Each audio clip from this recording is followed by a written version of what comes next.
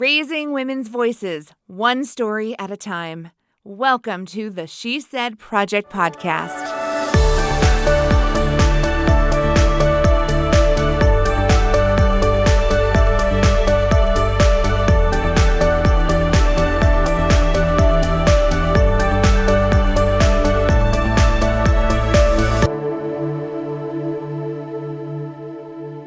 So welcome to the She Said Project podcast, where we share stories that have appeared on stage in That's What She Said, a live storytelling event that started in Champaign-Urbana, Illinois.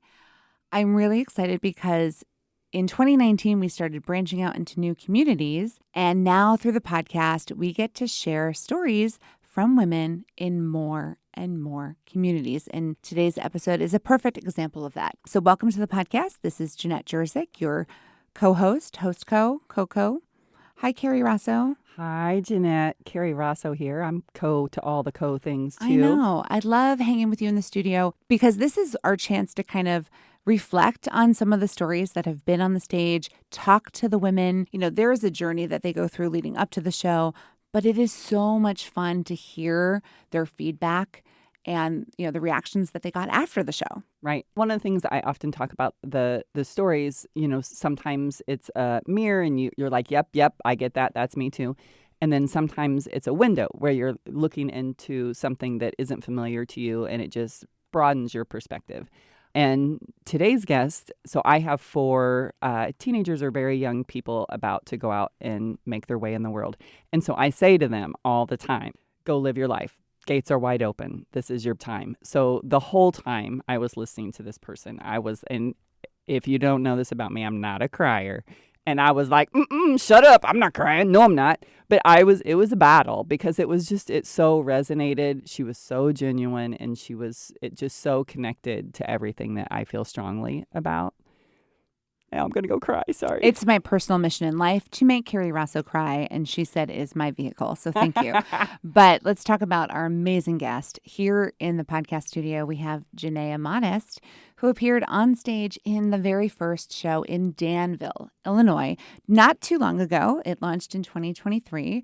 So it's still fresh. It's still a fresh memory. Janaea, welcome. Well, hello. Hello. So we're going to talk about that right there because very recently we watched the videos of their show. We get together as a cast after each performance and we watch the videos before we release them to the public. Which was awesome. It was a good night. It was such a good night. But what was your biggest observation when you watched your performance? I have a radio voice, my grown voice. You're like, who is that? Who's that grown-up up there talking? Right. She turned on her grown-up voice. I did. And I was like, oh, okay. You sound sexy. A sexy beast and didn't know it. Right. You know how you always listen to yourself and you're like, okay, I still got my little squeak. But then when we watched the show, I was like, ooh, okay. And you know, the crazy thing is my partner, she said the same. She was like, you did not sound like you normally sound. You went all sexy down. I did. Because she's really never seen me super serious. And your story was really a coming-of-age story. So that's very appropriate that you stepped into your own as a grown woman and shared, you know, a chapter of your life that made you who you are today. Yeah. So we can certainly, you know, clue our listeners in a little bit that you talked about your relationship with your mother. Yes. And what she meant to you. And the big catchphrase, which was also the title of your story, Carrie alluded to it. Live your life. Yeah. So, man, it was... Honestly, the show was a big breakthrough for me, too. You know, how you just have to come to terms with things. And even though she's been gone for about 8 years, it's still, you know, it's still fresh. It's still an open wound. And so by doing the show, it helped me heal. It did. The whole experience helped me heal. So, and this year's just been amazing. It has. And I appreciate you letting me be a part of this. And what's so interesting, because when we were looking through your life and looking at the different stories, you know, we had other options. We looked at different topics, but this one just really became the one you needed to share at this time. Yes. I love that we got to be part of that healing process for you, with you. I don't think anyone ever really heals from the loss of a parent, right? Right. And so this is just one step on the journey. Yeah, it is. This is only beginning. Like I said, it's been 8 years, and I've grown a lot. Like I'm able to be. It's like I don't know. The show kind of like took a weight off my shoulders too. Even during the show, I mean, a lot of stuff happened while we were meeting, but that right there was the hugest weight that was lifted. How does that make you feel, Carrie? Hearing a woman who's been through this experience, like that's one of the number one goals. When the mission was laid out, like giving women a safe space to release, you use the word relief, right? Mm-hmm. When someone shares a story, there's a feeling of relief that comes with it. Mm-hmm. You've I said it. experienced that, I yeah. said it. I said it. Yeah. It takes all of the like pressure off of you. Like, how will people react? How will I say it? How will it feel when I say it? I can't take it back.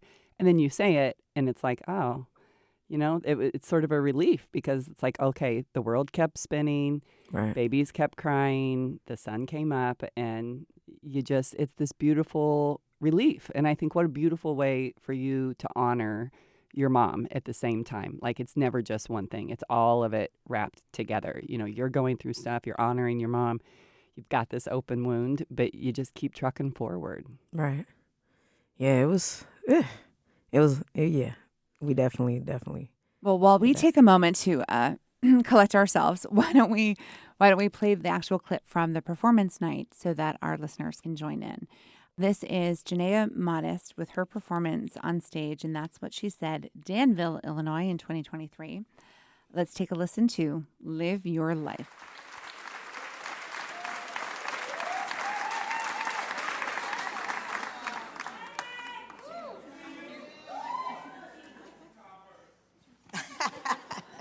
You see this drip, huh? All right. Live your life, Janaea. Live your life. Those are some of the last words that I can remember my mother saying before she was unable to speak again. Even during her funeral, she still was able to let me know that's what she wanted me to do, because the pastor said the same thing. My question is, how can you live life when you have spent the majority of your life taking care of others? So let's take a journey back to my childhood. Growing up, I was a normal kid just like everyone else in my eye. I was spoiled. Now remember that, because I'm never going to admit that again. My mom and my grandmother gave me everything that I wanted and then some, and all I had to worry about was going to school, playing, and keeping myself entertained. Life was fun then. But at the age of 13, life as a carefree kid stopped. The same year, not only was my mother diagnosed with multiple sclerosis, she had a stroke that paralyzed her on her left side. At that time, I wasn't aware that life as I knew it would never be the same. There was no more life of being carefree. Suddenly, I had to grow up and be there for my mom. I had responsibilities of making sure she was okay before I could do anything. I was raised to go with the flow, because life happens. You just pick up the pieces and keep it moving. At that age, I did not realize that I was putting me on a back burner. Now, don't get me wrong. My mother encouraged me to continue to enjoy life and do the things that I loved. But regardless of anything that I did, her well-being and making sure that she was okay was always in the back of my mind. As time moved forward, her condition got worse. She needed to have around-the-clock care, and I had to make the difficult decision of putting her into a nursing home. I thought that would relieve some of the burden off of my shoulders, but it did not. I constantly worried and was afraid that one day I would receive that phone call that we always dread. I began to start traveling more and trying different things. I even started my DJ career. Hint, hint, y'all need a DJ? You're the best. I landed a job as an over-the-road truck driver. It didn't take long before I did receive a call that my mother was back in the hospital. So again, I had to go back home and make sure she was okay. She wasn't. So I quit my job and found a job in town, and 4 weeks in, I did receive that call. My mother is gone. and you are never prepared for that. My best friend, my role model, and the person that gave me life was gone, and life stopped for me on that day. During her funeral, the pastor stopped his sermon, and he completely zoned in on me.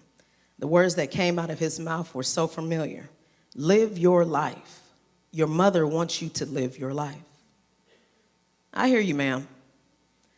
But right now, who am I? Where do I begin? For 4 years after she passed, I was in robot mode. Every DJ gig that was available, I took it. And home was just where I slept, nothing more. Home was a constant reminder that I was stuck. And if I kept working, I would not have to think about anything else. And being a DJ helped with that. Everything was a party, and I didn't realize how much I was hurting. No one else knew it either because I kept a smile on my face and I kept it moving. I even kept this hurt away from my awesome partner that I was getting close to. That didn't last long, though. When the pandemic started, I had to sit down.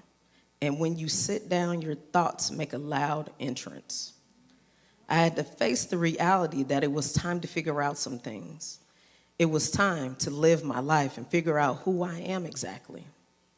I had to change my way of thinking and get out of the routine that I had grown so comfortable being in. I had to think about my interests and what gave me pure joy. I had to figure out what it was that makes me the person that I wanted to be.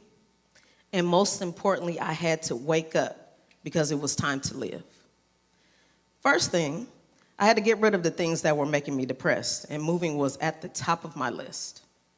I told my partner that I was getting rid of everything, but I think she thought I was joking. Oh, but I was not. I got a dumpster, and I threw away everything. I might have even gotten a little carried away because I probably shouldn't have threw away that carpet cleaner. Now that the clutter was gone, it was time to move. So I packed up. I had left and moved with my partner to a smaller town, and that was definitely a test. I went from having something to do to nothing. No nightlife at all. And if you're a DJ, that's one of the worst things that you can do. I told myself that this would be one of the perfect times to concentrate on getting myself back to what I loved and missed about myself and figure out what it was that I wanted to do. Next on my list was getting myself back in shape. I needed to get my first love back, basketball. Know your limitations, people.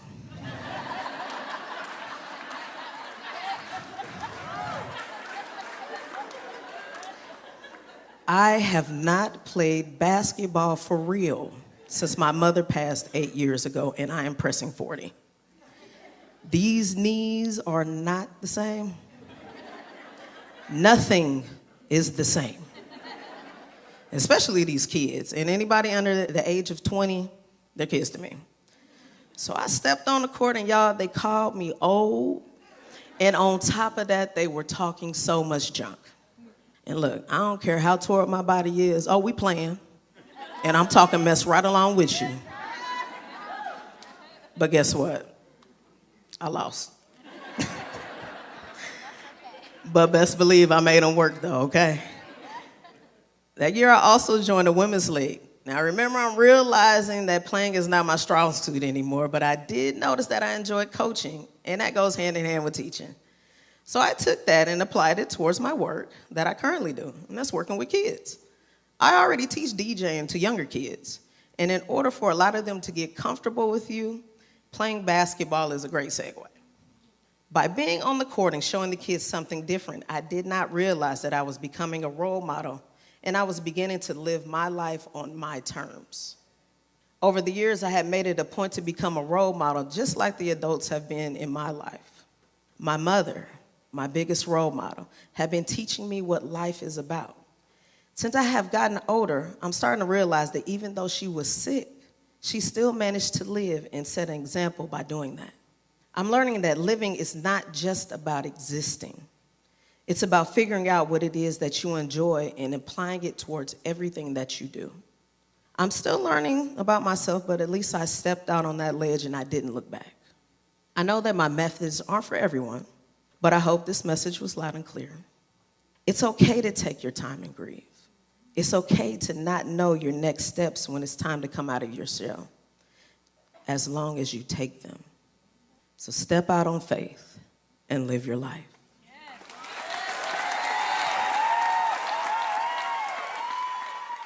Okay, I'm getting chills. I'm getting chills all over again. I'm telling you. It was so I loved that night. I thought it was kind of magical. Like there was a storm brewing and it was the first time in Danville. The stories were fabulous.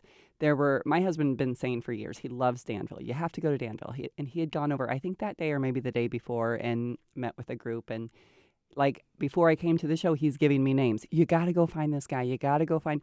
And it was so great standing at the back and then saying to an usher, hey, I'm looking for. And he's like, oh, yeah, he's down there. Mm-hmm. And I thought, man, here we are in Danville. And what a beautiful group of men, women, all of these people here to support. And I thought it just goes to show, again, no community has a shortage of awesome women and people to support them. You know, the crazy thing that pops into my head when you talk about Danville is the Cheers theme song. Everybody knows your name. Yep. So, but yeah, that's exactly how Danville is. It's, especially when I was growing up there, it was a lot more close-knit. But as the years have gone, a lot more people have moved into Danville, but it's still close-knit. It's way different from Champaign, I can say that. Like, I moved to Champaign when I was in my 6th grade year, and it's always like when you go home, like Danville is like home, you know? And then home is Champaign still, but you can always go back home to Danville. Everybody's going to still know who you are. Mm-hmm. I guarantee you every time I go home, I see somebody that I know. Or, you know, your family, you see them in the community. Hey, cuz, like, you always see somebody. I think we have to give a shout out to the Fisher Theater, which is a newly renovated historic theater. Beautiful. Beautiful space. They were so accommodating, so excited to have the show brought to their venue. They were just a dream to work with. So huge shout out there because that was really, really fun. That makes the performance, the event, so much more exciting when you love working with the people and you love the venue. And they're part of the history of downtown Danville. Very much so. And you know, they want to bring more culture and more art and more opportunities for connection downtown. And you know the crazy thing, I've never been into the Fisher Theater until we went. Like, it was always closed. It was closed longer than I was alive. So I remember the only theater that was old like that was the Times Theater, and it got tore down. So, yeah, it was nostalgic. And we got to be part of their big comeback. Yes. Okay, so let's hear. So what was the feedback that you got? People started inboxing me on Facebook and were like, your story, it just had me in tears because I connected so much with it. I'm not going to say her name. She was actually my friend's friend, and she told me that she was just crying. And just hearing that, I'm like, wow, you know, you just never know if you're going to affect anybody by telling them your story. And just by that inbox alone, it was, man, it just really touched me. But besides inboxes, people still stop me on the street about it. I went somewhere recently and they were like, you were the person on the stage and your story was just awesome. It was awesome. And I'm like, oh, okay. It's just, sometimes you just don't know how to react, you know? Mm-hmm. And it just makes you feel great. It does. And it connected. Yeah. And your mom's legacy lives on, and your legacy lives on. One of the themes that we kept talking about was, so, you know, Janaea, who is who she is today because of her mom's influence. Right. But then there was a beautiful turning point in your journey. So you're a DJ. Yes. You DJ at clubs and bars, and you're all over the Central Illinois Midwest region. But then you had this discovery that you could use this gift to empower young people. Oh, yes. And tell us a little bit about that discovery and how you got to tap into all that your mom gave you and pay it forward. Okay, so we got to start from the beginning if we're going to talk about DJ Silky. So I don't know if anybody knows, but I was on Steve Harvey a long time ago. And just by being on that platform, when I came back, everybody was stopping me on the street. Now, you never know how big you have gotten until you get stopped on the street in Right, Chicago. you have to share why. Why were you? okay. Why were you on the Steve Harvey show? Okay. So I went on Steve Harvey because I made a post on Facebook when I was put on TV at a job fair, and I was currently working at another job, and I did not want my other job to know that I was applying for another job. Yeah, so the media put posted me out this there. picture of her at a job fair, which outed her, Outed me. that she was applying for a job. Oops. Uh-oh. When I say outed me, that it was the Friday night news, and you know how it goes on Friday night. Comes back on Saturday, and then if you're lucky, it's going to come back again on Monday. And I was the lucky one to come back on Monday. And when I made a post about it, and my post just went viral. And when I say viral, it went international. People from Australia were hitting me up. People from Asia were hitting me up. Canada. I got to be on TMZ. What's the other one? E.T. Michael, what's his name? Michael Strahan. He announced my name on Good Morning America. So I was pretty much out there. Did you have a job Monday morning? And the funny thing is HR acted like they never saw it. And I'm like, yes, you did, because y'all talk too much in the front office not to know that I was on TV. But, that's neither here nor there. But I kept my job. I still had my job, but I also was able to get the other job, which pushed me into working into the schools. And just by that publicity alone, just thinking back about how my mom used to push me, and, she always used to tell me that you're a leader.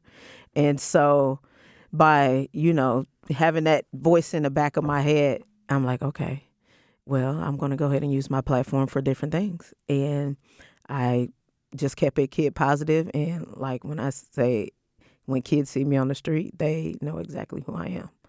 They come up to me, and I do a lot of DJing in schools. That helps too. But every time I see a kid, it run up to me, hey, DJ Silky. And like, it just lights their face up like, oh my God, I'm a celebrity to them. But I'm just being me. So it touches my heartstrings. But you became kind of an accidental role model, you said. I did, accidentally. And you just never realize, like I said, I never realized how much my mother instilled in me until I started writing my speech out. Because I remember we were going over different subjects to use, like you had suggested maybe using my teacher. And, that honestly, it didn't sit right with me when I was like, nah, she's not the one that I really looked up to like that. And then that's when I was like, no, I got to write about my mother. Like, my mother is the reason why I'm in certain positions that I am, because of everything that she taught me, everything that I saw of her. My mother, besides, like in my speech, if you heard, she had MS. She also had a stroke, but she also overcame a lot of that stuff. She walked the stage at Eastern after battling all of the things that she was going through. She had in her head that she really wanted to graduate, and she graduated. So seeing my mother do certain things like that, and then also being like a sponsor to people, or just being there to be able to talk to her, she was always there. And I don't care how many people that I see or how many things I see people accomplish. No one can accomplish as much as my mother did, in my mind. So From one role model to another. I love it. No, and you're paying it forward in such a beautiful way. I'm just enamored. I could just sit here and listen to you. Like with your sexy DJ voice all day. Like just, keep talking. okay, let them know. Shoot, I might be in radio one day. You never know. Steve Harvey, if you're listening, Right. we found her. I mean, that was a fun story too, about how your post went viral and that you got busted, but happy to hear it had a happy ending. And that job fair actually did spur you forward to find additional facets of your career where you do get to continue your DJ work. And I mean, let's just tell you teach DJ as a skill set. Yes. To young people. We got to witness one of her students actually DJ'd our after party after her show. It was just so cool to see, your legacy pay forward. Yeah.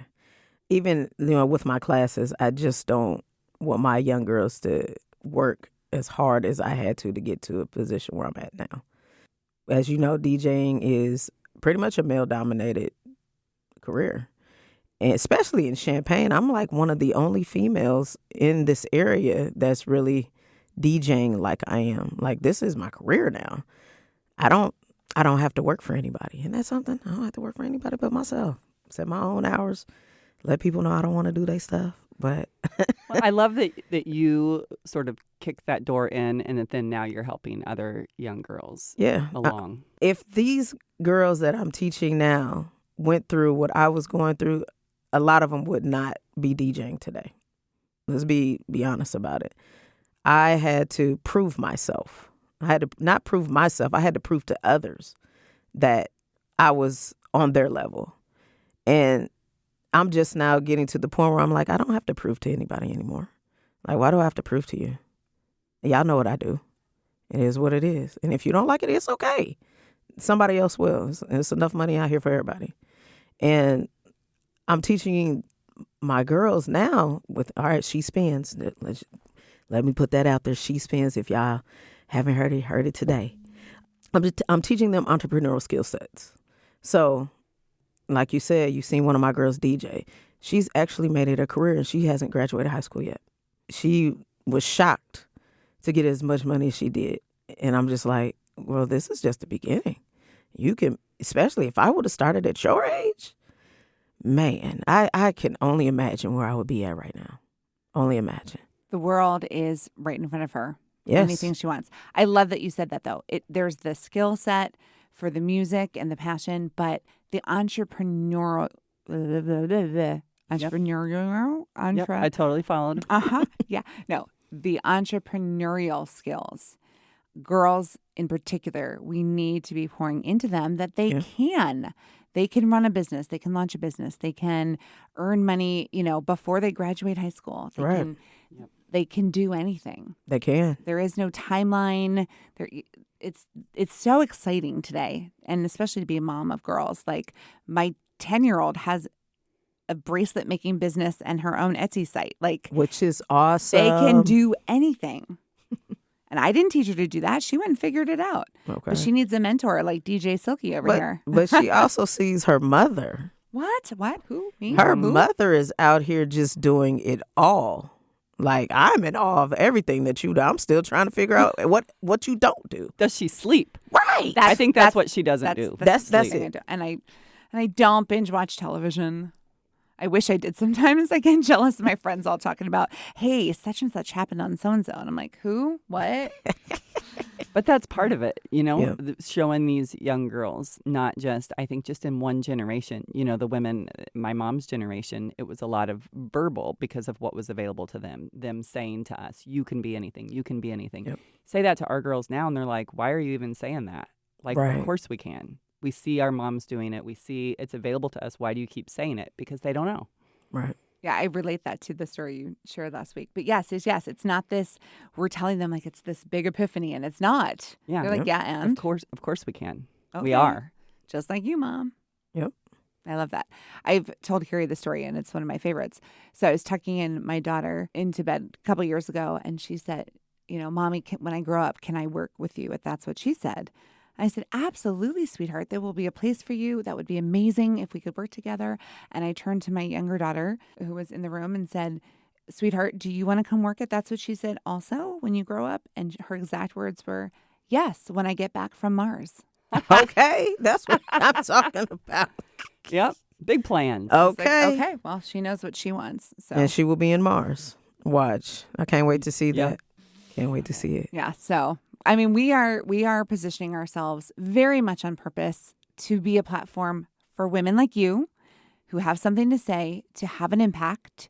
It's one thing to have your story, but you need a safe space to share it so women can hear it and men can hear it and children can hear it.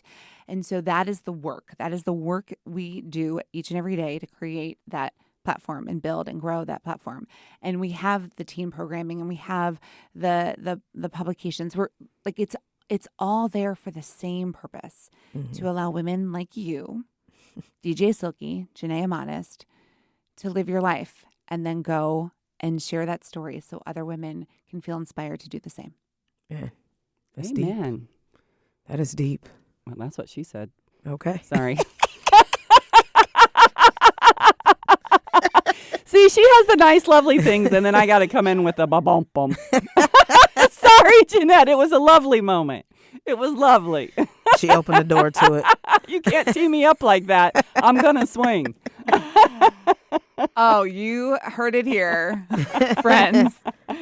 But that's what started this all, these moments where we can laugh together at all the jokes and then bring the women back to yuck it up. Yep. Did I say it Yep. right? Yuck You it up. did. You to did. yuck it up. See, sometimes she says yak it up, which sounds like vomiting or a hairball. Yeah, you can't it's say like, it no, like it's that. yuck it up. You Yeah. can't say yak it up. I had to clarify. It's okay.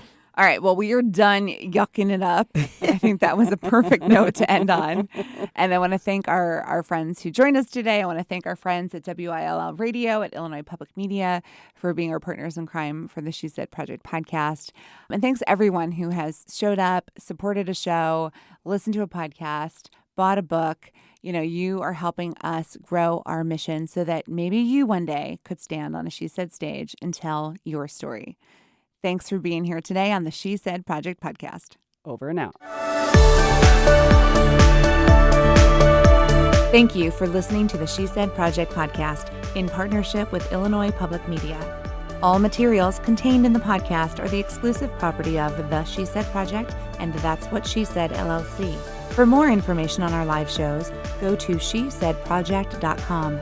This podcast was made possible with support from Carl and Health Alliance and presented by Sterling Wealth Management, empowering women to live their best lives.